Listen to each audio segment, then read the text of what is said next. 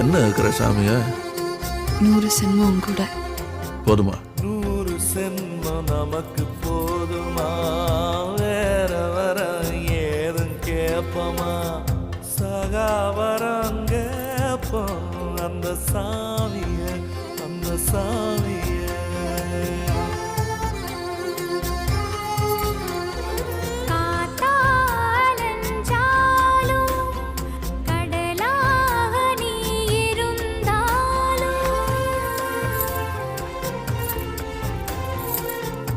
ஆகாசமான போதிலும் என்ன ஒரு எடுத்த போ